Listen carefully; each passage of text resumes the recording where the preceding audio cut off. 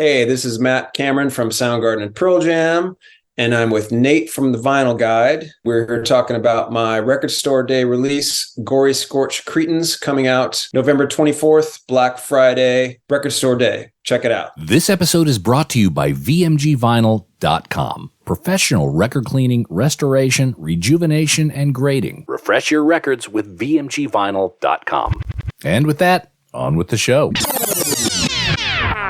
Well, hello, everyone. It's Nate. Welcome to episode 425 of the Vinyl Guide, the podcast for record collectors and music nerds. And today we've got a special Record Store Day Black Friday show, and we are featuring a conversation with Matt Cameron, who you likely know from his time with Soundgarden, Pearl Jam, and a few dozen other projects, which I'm sure you have in your record collection. Matt has a very special release for this Record Store Day Black Friday, Gory Scorch Cretins, a set of songs featuring Melvins, and it even has a slight parody cover of Melvins. And what am I talking about? It's not slight, it's not subtle, it's a full-on parody cover of Melvins' debut album, Gluey Porch Treatments, which is a record that has been beloved by fans of the band since its release in 1987. It's still earning fans today, even recently enjoying a reissue on Ipecac.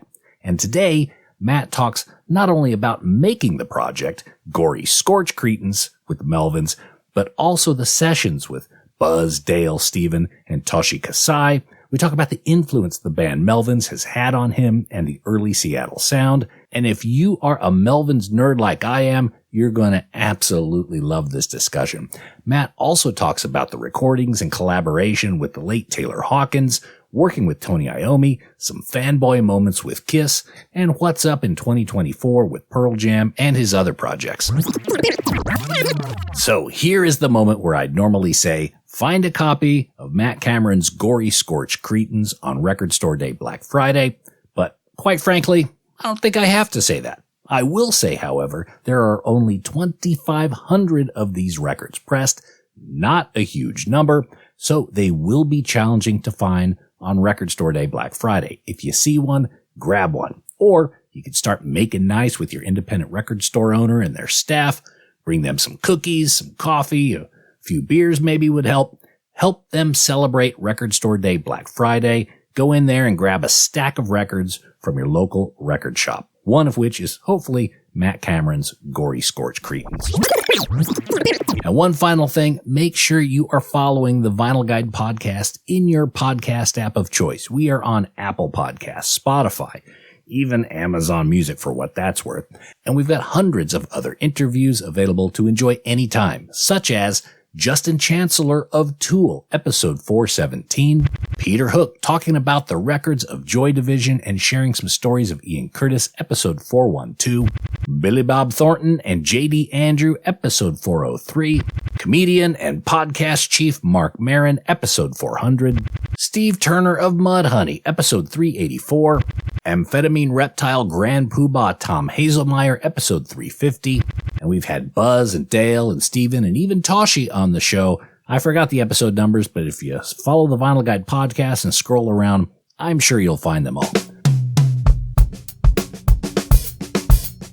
And with that, let's nerd out on Melvins and more with Pearl Jam and Soundgarden drummer Matt Cameron. Well, ladies and gentlemen, back on the show with a very interesting record for Record Store Day Black Friday. Mr. Matt Cameron, you may know him from his days in Soundgarden. You may know him from behind the kit of Pearl Jam and a myriad of other projects, but this is a solo project, a bit of an homage or collaboration with Melvins. How do you categorize Gory Scorch Cretins? Well, thanks for having me on board again. Yeah, it's a collaboration. And my initial idea for recording with the Melvins was after we did the Chris Cornell tribute in early 2019, I just, reconnected with those guys. And I really wanted them to be part of that show. So I was in contact with Buzz, trying to figure out the performances, what songs we would do, just kind of the way the show was going to run and whatnot. And I really wanted those guys involved. to some degree. And after that experience, which was a really positive one in terms of performing, and just the whole experience, I contacted Buzz afterwards and said, hey man, would you like to just do something together? Like, I'd love to just record, or I don't know, just do something. He was like, yeah, come down.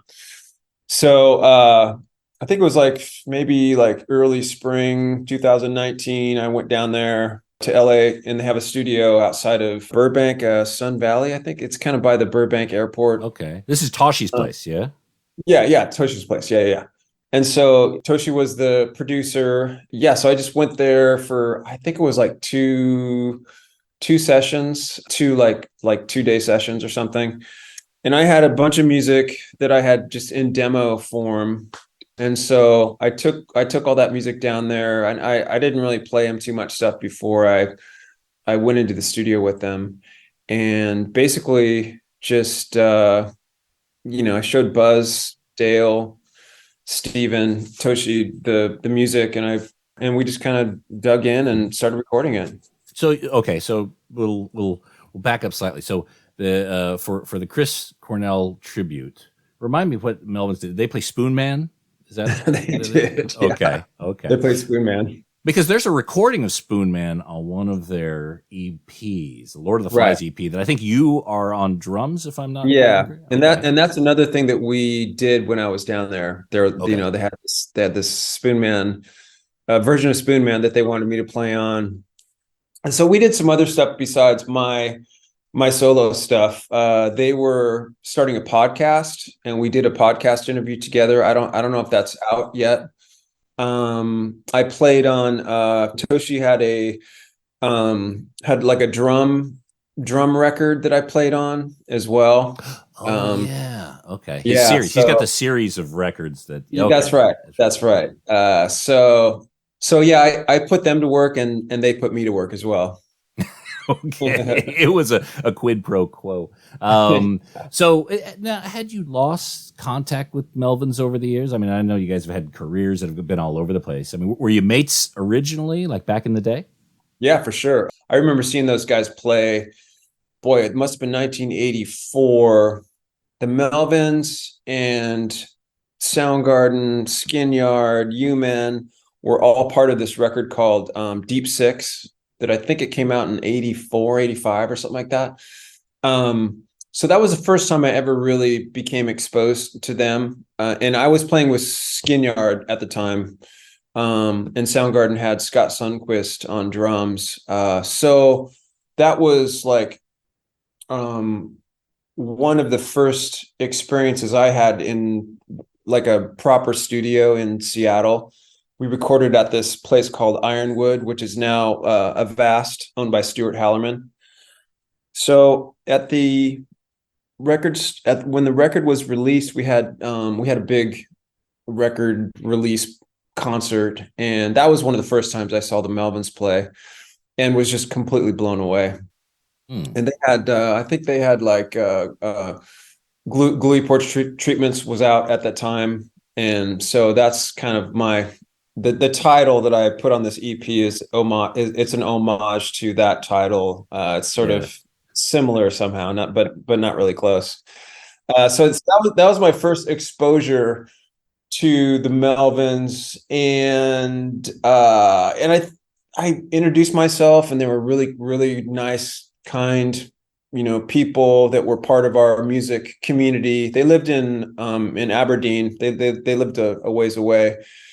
Yeah, so that was my first exposure. And then Soundgarden and the Melvins played in like 86, 87, something like that. We played a couple shows at the Central Tavern and the Metropolis, and then they also played with us a couple times, but we didn't really interact too much in terms of shows. It was just, through mutual friends, seeing them play live occasionally, things like that. I came to the Melvins certainly later than you did, not growing up in the area, but yeah, they've always been a band who's kind of cut their own path. Totally. And I'm curious as to early in the days, like what was the response of the peers and the music fans as they were starting off, and they were probably even more alien then than they are now. Yeah. Well, Kim Thile always credits the Melvins as the first band to slow the tempos down. And by doing that, they influenced Soundgarden and various other local bands at the time. When they first came out, they're more of a hardcore, super fast tempo type of band. And then they just intentionally just changed everything turned around. They completely changed their style and their sound. And that was in the mid 80s. That would set up how they would have their career go in the future. Like they were fearless in how they approached songwriting, who they would bring into the collective known as Melvins. And so there were a lot of aspects to how they set their band up that was always really inspiring to me. And it just came from that sort of, spirit of just being fearless and trying anything. Yeah. Well, I always consider their music as high art in the sense that, like, it sort of transcends all the genres, and it's just completely original to them. Mm-hmm. And it's something that they created, for themselves and unto themselves. And as a fellow artist, that's really inspiring to hook up with people like that have created something that is uniquely their own. You brought up the word fearless, which I think is an appropriate word, because looking at their career, they keep changing things, which it's very easy to kind of get into a routine and to find comfort in that. And Melvins tend to, from my view, they're okay with being uncomfortable. In fact, when things start to be pretty consistent, they will change things just for interest or artistic sake. That's right. That's right. Yeah, they really do. And so it gives you that sense of like, okay, I have this ability to do this one thing, but I'm also going to live on the edge and try this other thing that could work and it could also fail. But just going through that process is going to teach me something about my abilities or about, my band's abilities or something like that. And it might be something that I use in the future, or I'll never use it again. But the ability to do that, in front of an audience is what makes it really interesting to me. Yeah, they're risk takers. Risk takers, yeah. And I think another artist that they remind me of is Frank Zappa. Yeah.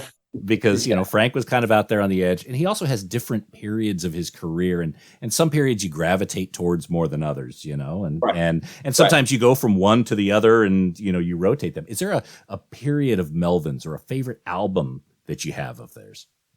Oh man. Well, I really like Houdini a lot, kind of their 90s stuff when they were kind of channeling into their hyper Kiss frog. It's like Frog Kiss or something like that. It's like I really love Houdini a lot. And then some of the early stuff like Ozma and Gluey Porch Treatments are fantastic. But then Buzz did an acoustic album. I think that's really good too. Dale's done a couple solo albums. So it's just, there's just a lot to choose from for sure. And like you're saying, like great artists have different periods in their career where you can see how there's a line between the different developments of how they came to make this art. And sometimes, like, if an artist is really capable of going that way, like they're trying to obliterate what they did in the past and trying to do something completely new, like say Picasso or someone like that. Like they were trying to just kind of get away from what they learned when they first started and try something completely different. So I think it's sort of in that spirit that I really have admired their trajectory in their career and how they are not afraid to change. I mean, another example is Bowie. It's like I grew up listening to Bowie a lot, and how he started one way. It was like that, Anthony Newley kind of cheesy pop songs into Ziggy, and then into, Thin White Duke, and then the 80s and 90s period, I didn't really listen to that much. And then he did Black Star. Like that last record was like, oh, cool. I get to enjoy late period Bowie, and I can't wait. I couldn't wait for the next release, and I think that's in keeping with the spirit of how the Melvins are sort of like having their career go in that same kind of direction. Mm-hmm. And we're very fortunate that they're also quite prolific. Well, Totally. what is their work ethic like? Oh, God. Toshi's is kind of their spot. I'm assuming the guitars and the amps are pretty much set up all the time for whenever they're ready to go. Yeah, Toshi kind of built the studio, and he's got it all dialed in, like everything. Like you just plug in and go, and yeah, the guitars are isolated. The drum, like there was 2 drum sets when I was playing with them. It's not a real big place. It's in a industrial park, and they're right next to like a welder and a car fabricator and stuff like that. So appropriate. It's a pretty noisy environment, so nobody really complains about what they're doing. But the work ethic is on point. Buzz gets up early, works out with a trainer. He was having some neck issues at the time, and he doesn't do drugs or alcohol or anything. We started at like 11 a.m. sharp every day, and there was a couple of days where they got in early to work on some riffs before our sessions would start. So there's an intense work ethic there. So you brought in your songs. You didn't send them the tapes or anything, but you just showed up and said, "Oh, I showed up." Yeah, and I had like, let's see, I think I had like 6 or 7 that I brought in, and initially I would just play them the demo. I had kind of a rough demo with drum machine and guitar parts and some like rough vocal ideas. And I would just show Buzz. I would play guitar with Buzz, showing him the parts. So it was fun for me to show Buzz my goofy guitar parts and play guitar with him. But they were totally open to how I was able to work under those environments. I'm not like I don't like sit down with an acoustic guitar and sing my songs. They're all kind of like mapped out, and it's kind of mathematical. So I figured like it would fit their wheelhouse, their style of rock music. Yeah. Dale played drums on one song, and then he also played guitar on a couple songs. So he dove right in, like, hey, let me play guitar on this, and hell yeah. And and then there was a couple songs where Buzz plays, he plays lead on a couple songs, and which he doesn't do a whole lot in the Melvins. Like he's not necessarily like a lead guitarist in that sense. So yeah, I think it was cool to have them kind of, just try what I was doing, and like I said, they collaborate with a lot of different groups, a lot of different artists, and they dive in. They just dive right in. Mm-hmm. So you played drums on some, Dale played drums on some. Is there any double drum, kind of harking back to the Melvins' big business? Any double drum? No, not on this stuff. But there was one track that I decided not to put out that maybe I'll put out a little bit later, where Dale and I are both playing drums. But we both drummed on the Spoon Man recording. So that was kind of a fun collab that we were doing when I was down there. Okay. And Dale, we know he's undergone surgery this year, but this is well before that. So no sign of pain or anything. I saw him probably 8 months before he had his surgery. He was doing 2 sets a night. Harsh Mellow and Melvins, and so that was. Does he hit pretty hard? Is he? I mean, inside the studio as well. Oh yeah. I mean, you can tell it's him playing drums. He's one of those drummers where instantly it's Dale Crover. Mm-hmm. And I think like at this stage of the game, it's more of just back in the day, like he would wind up way behind his head with each stroke, So it was a display of just pure power back in the day. But I think now, just like, with the way I play, like you have to make adjustments when you're in your 50s and 60s. But yeah, I mean, he hit the crap out of those drums for sure. And one thing I wanted to do is I wanted to kind of use their sound, because like in their studio, they have the drums dialed in a certain way, the guitars are dialed in a certain way. I didn't want to come in with any of my instruments, and just say, oh, I want this to sound like this. I wanted to have my music work with their sound, and that's kind of what we did, for sure. So how did you arrive at that idea? Because I'm assuming these songs have been brewing for some time.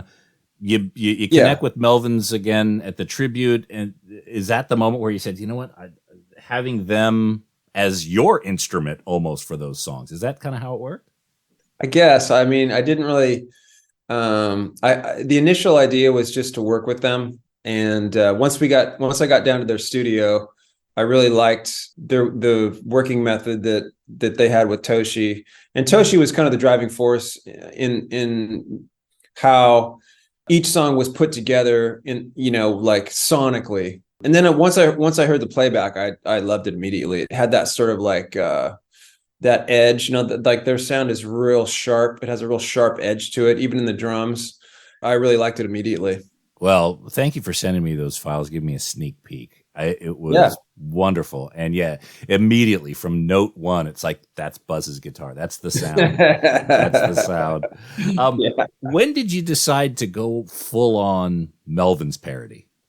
Oh gosh. Well, it wasn't really that wasn't my initial idea, but I had this stuff recorded and ready to go, like in, I don't know, 2020, kind of pre-pandemic. It was all kind of ready to go.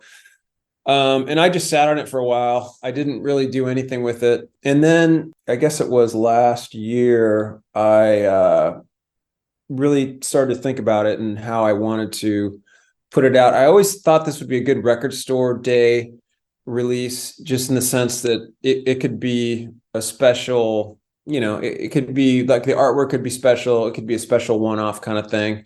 And then once I started thinking about it, I talked with my designer, Josh Graham, who's worked with Soundgarden a whole bunch. And we decided it'd be fun just to do like an homage to Gluey Porch Treatment's cover, which I always thought was really cool and kind of weird. Had that really weird sort of tripped out element. And we tripped it out a little bit more. And from that point on, I just wanted to make it sort of an homage to them and, with my music. So the idea hit you.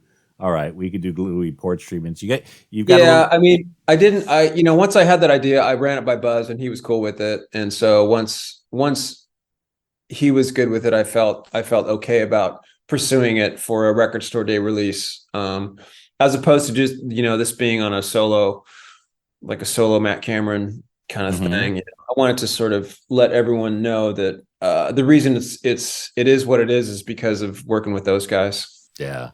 It's such an effective parody. I'm starting to kind of mix up the titles: Gory Scorch Cretins, Gluey Porch Treatments. It's starting to kind of, but it doesn't really mean anything. Much like the Melvins have always used sort of obscure, obtuse lyrics in a lot of their music. Like they don't necessarily mean anything, but they sound good and they fit rhythmically within the music. So I kind of went with that idea of just trying to make it match, syllable by syllable. Did you approach Buzz with the entire vision of what the parody would be? Okay, I want to not only do Gluey Porch Treatments, but I'm going to call it something this. I'm going to tweak the cover, same font, everything. That's right. And he was totally cool with it. And, at the time, when I was going down there in 2019, we were working with Taylor Hawkins a little bit. Like we were talking about doing some stuff together. And then Taylor and I did the Nighttime Boogie Association single together. And we were trying to like cross-pollinate our two projects. And it didn't always work out, but that was a situation where like Taylor and Buzz were hanging out quite a bit. Buzz went over to Taylor's house a couple times and they were, playing music together. So that was a fun little sidebar of this project is, and that's one of the reasons why it's dedicated to Taylor, because we were all kind of working together at that same point. And Buzz plays on one of those tunes that we put out on the Nighttime Boogie Association album. So we were hoping to do more music together, but we just didn't have time, and all that fun stuff. Yeah. All three of us were like, everything was starting to kick in again. And then the pandemic hit. But okay, so Nighttime Boogie Association was kind of woven into these recordings, these sessions. That's right. Okay. That's right. Is Taylor on any of the Gory Scorch No. recording? Okay. No, it's not. All right. And what were the plans for Nighttime Boogie Association? We'll be back after these messages. Well, hey there, record collectors. There's a new service available that specializes in record cleaning, restoring, sticker removal, and professional grading. VMGvinyl.com. VMG Vinyl can help you make the most of your collectible records. From professional cleaning of records and sleeves, Removing old price tags and store stickers. dry cleaning and rejuvenation of old shrink wrap to make it look like new, even providing you a professional play-tested third-party grade with either removable grading or encasing in plastic. You have a wide range of choices at VMGvinyl.com. Buying a highly collectible record and you want it checked out by an expert? VMG Vinyl can do that too. Head over there now and see what VMGvinyl.com can do for you and your collection. That's VMGvinyl.com, the one-stop shop for professional third-party grading, cleaning, and record restoration. That's VMGvinyl.com. Oh, and hey, record nerds, don't forget to clean your records with the very best and safest record cleaner, the Groove Washer. Make your records look and sound their very best and store them with confidence using the new Groove Washer Groove Guard record sleeves. You gotta try this out. It makes a huge difference to the quality of your vinyl experience. Ask for the Groove Washer by name at your local record store and accept no substitutes. Or head over to groovewasher.com and use discount code VINYLGUIDE10. All hail the Groove Washer. That's groovewasher.com, discount code VINYLGUIDE10. Now we return to the program, already in progress. No limits. What were the plans for Nighttime Boogie Association? There was a We full were album, maybe? we were going to do more. Taylor and I, we sent demos back and forth for a couple years, man, and we were just like, okay, this song's good, this song's good. We definitely had plans to do more, and there's one song that we did. There's another song that we collaborated on that, maybe we'll see the light of day at some point, but it's not up to me, and I don't want to, I don't want to push it or anything. So, but that is the reason why this is dedicated to him, is because he was a little bit of a guiding light for a lot of this music. Yeah, he seems to have been a guy who just inspired so many people and got along with everyone, it seems. He had so many people that loved him. One of my main takeaways from the tribute concert that we did at the Forum, he would talk about all these childhood friends. Like, he had this buddy Sven that he would always talk about. Sven, a guy he grew up with in Laguna, surfer buddy. And I met him, and it was just like, whoa. And I heard so much about it's just like going to a family reunion and you see someone that you haven't seen in a long time, or someone that you've heard about and you finally get to meet. And so, other than all the famous dudes he knew, like, I got to meet the guys that he grew up with, and so it was really special in that sense, just to kind of like see what a powerful sort of, family unit he had around him, that had nothing to do with like famous musicians. And those, I can relate to that kind of thing. But no, you're right, Nate. He had a lot of love in his life. Yeah. I met him only once, and immediately he made me feel like a friend. Totally. And, we just started talking about Jane's Gang, and he was just, it was, how was it that, your observations with him and just listening to music, what were the sort of things that he would key in on? Oh man. Well, he really, got me into sort of like the Phil Collins era of Genesis. Like he was really obsessed, or like Phil Collins playing drums, like before he became the singer. Okay. Like he really wanted me to kind of like dive into that world with him, and I wasn't that familiar with it, in all honesty. So it was like he would send me YouTube clips. We'd talk on the phone. He was like, "Did you listen to this one clip? What'd you think of this drum fill at minute 11:40 or something like that?" It was real specific stuff. And his love of that got me listening more closely to Phil Collins drumming back in the, in the early 70s. Stuff like that. Like we would listen to like he was really into Joe Walsh at the time, like he was really close to Joe Walsh, and he would tell me about conversations he had with Joe Walsh or Alex Van Halen, or like the Kardashians, like, just all these people that were like in his, he kind of lived in that area where all those people were. But there was no shortage of people that just absolutely loved him, and myself included.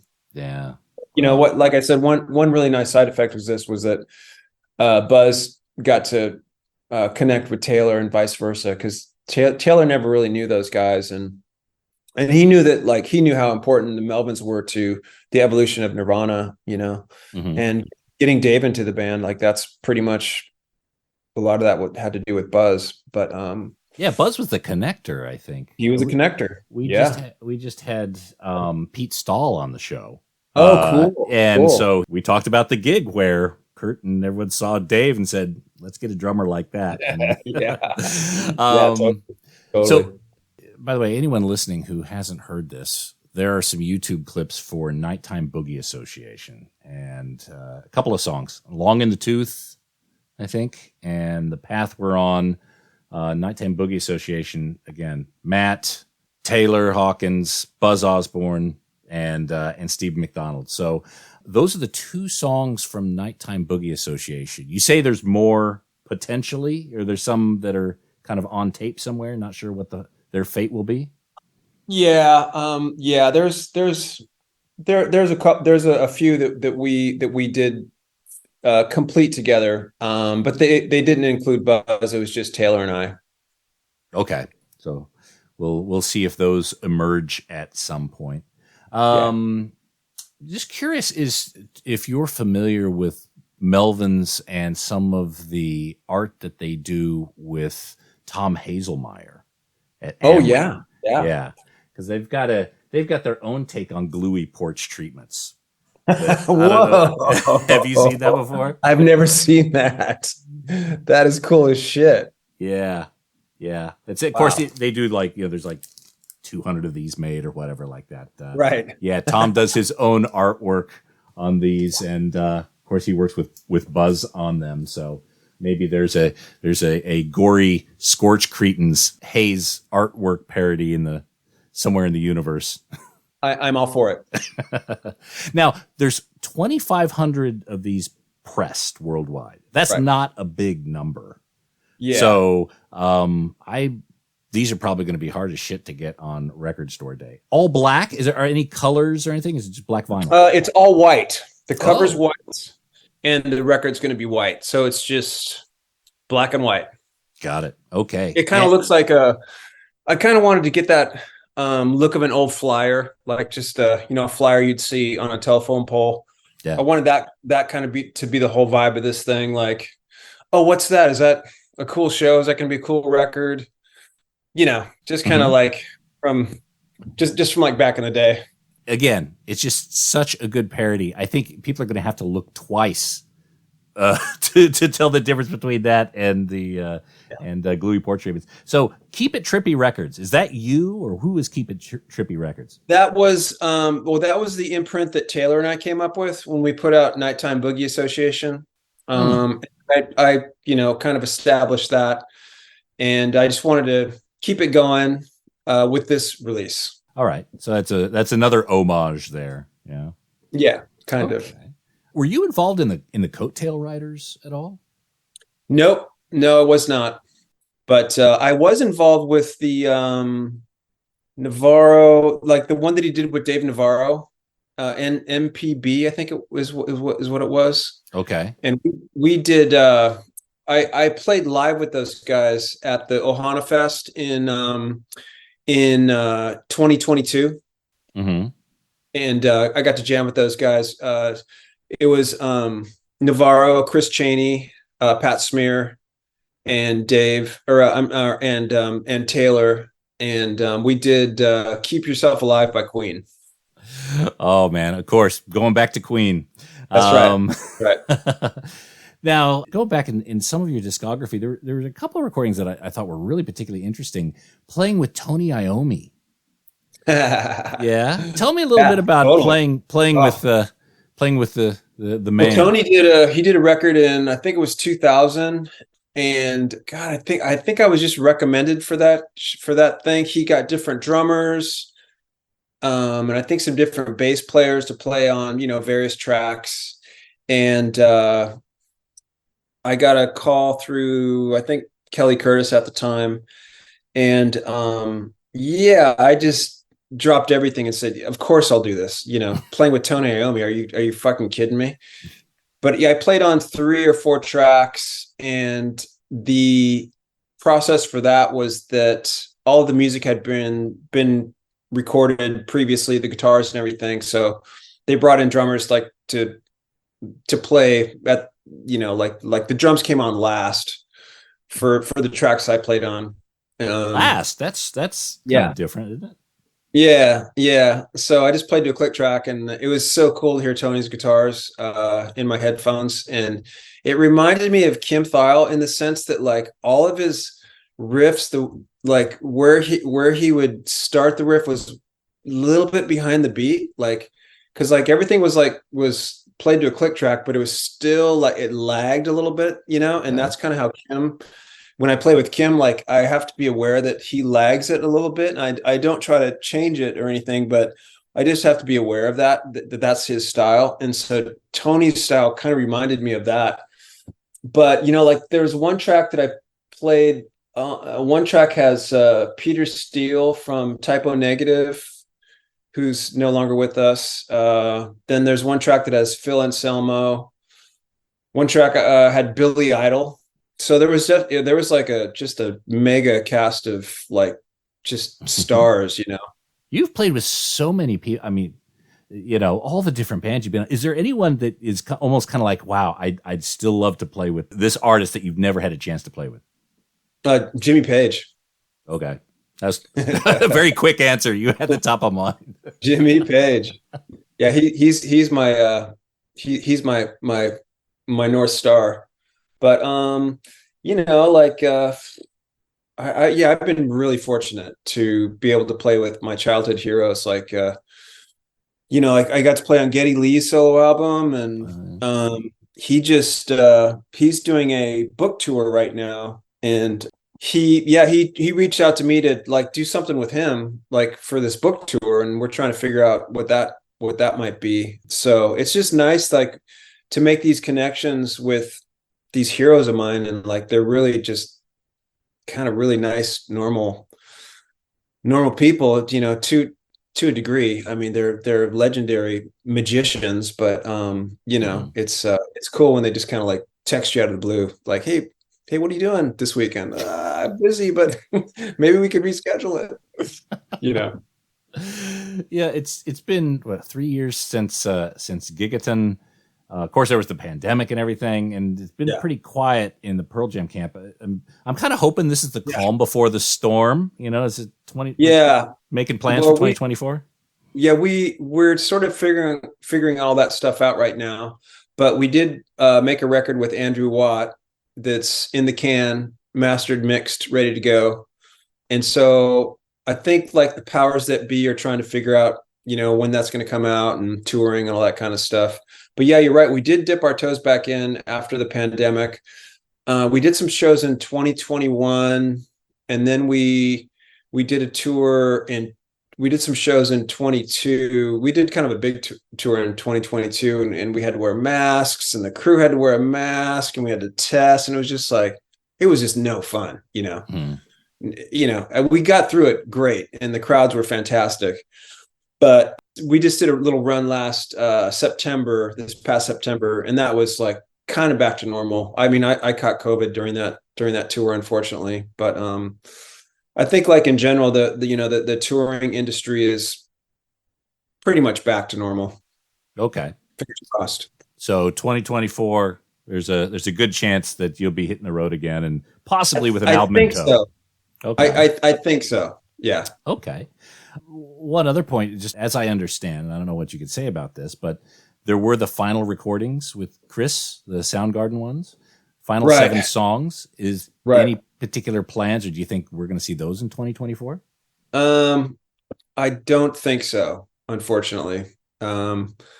We're still in the middle of a kind of a dispute with the estate, and so I think, yeah, it's Okay. everything's on hold right now. So, and I can't really like go into details, unfortunately, but as of right now, no, it doesn't look like it's going to happen next year, Okay. but hopefully soon. I'm not giving up hope.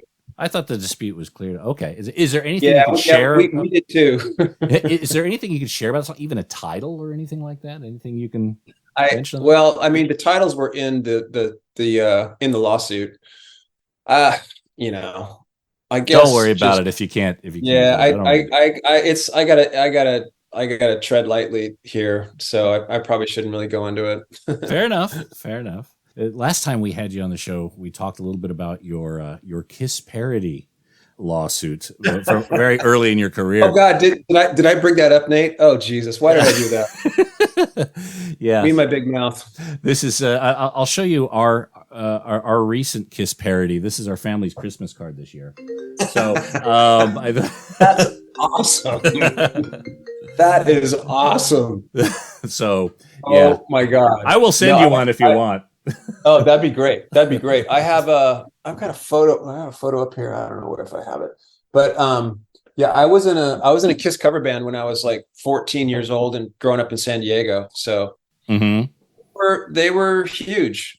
They were huge for me. I was talking to someone recently about how, where we can remember when Destroyer came out and like seeing that record cover for the first time in the record store as we were buying it, and just like what a monumental memory that is, just they were everything.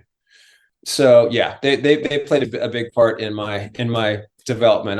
That was just when I was a teenager and stuff. I didn't really pay attention to them after that, but we did get to meet those guys. Like, oh boy, there's a really good photo of Kiss and Soundgarden in 1997. We were down in Australia, and they had just started their comeback tour with Peter and Ace, full makeup and everything. Yeah. Oh yeah, and so there's a photo. I don't think I have it here, but I can send it to you of Kiss and Soundgarden backstage. It's pretty great. It's pretty great. Ben, our bass player, hated Kiss. Was not a fan at all. And so we're just like, okay, Ben, just be cool, man. We're just gonna get a photo, man. Just don't, let's all just get along.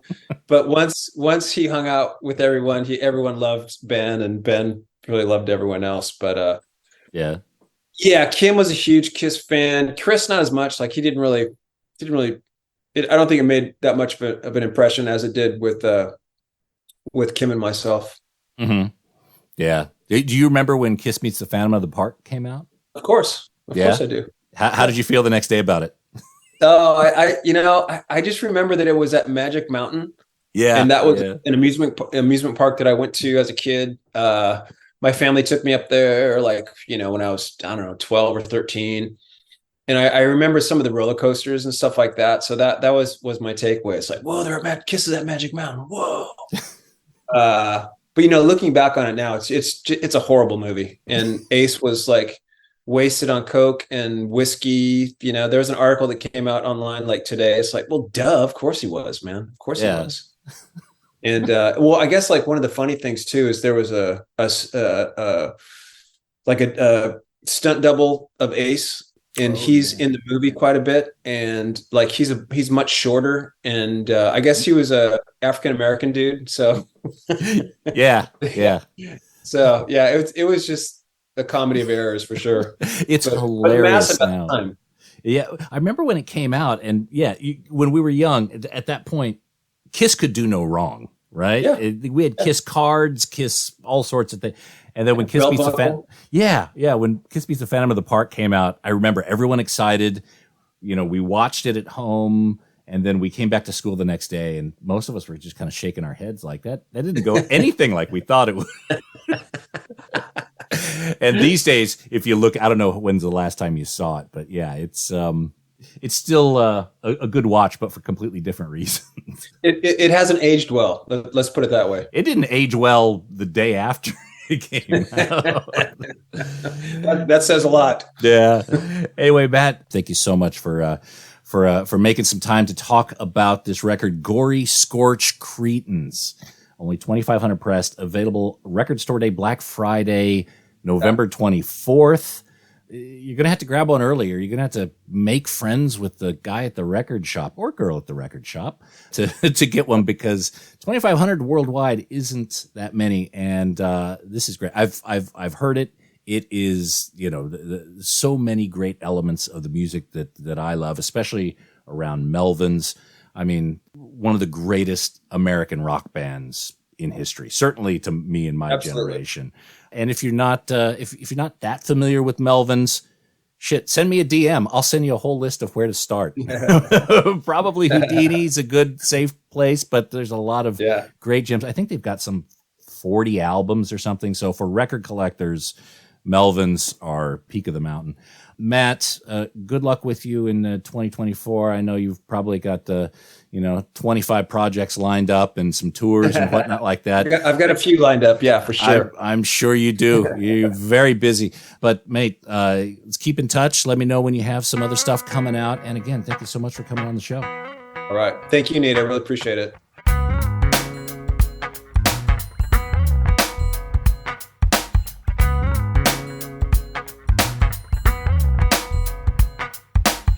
Oh, ladies and gentlemen, there we go. Mr. Matt Cameron, Pearl Jam, Soundgarden, about a few dozen other projects. And I got to tell you, these songs on Gory Scorch Cretins kick ass. If you find this record, if you see this record on Record Store Day, Black Friday, or by some miracle, there's one left over in the bin and you see it, they say, grab it. It kicks ass. You will not regret it. I'm a little nervous. I got to be honest. I'm going to need to hunt for one myself, and hopefully I'll be in a position where I will be able to find one. But make sure you grab one if you see it. Matt Cameron's Gory Scorch Cretins for Record Store Day, Black Friday. And that's it for this episode of The Vinyl Guide. Hey, I need you guys to do me a favor. Give me a good review, please. Hop on Apple Podcasts or Spotify. Give me a 5 out of 5 stars. Say something nice. Make me blush. That is always appreciated. And of course, everyone who's sharing on social media, that kicks ass too. Thank you so much. And we'll be back shortly with a brand new episode. So until we talk next time, get out there and support your independent record stores, people. Buy a shit ton of records and enjoy your Record Store Day Black Friday. Cheers.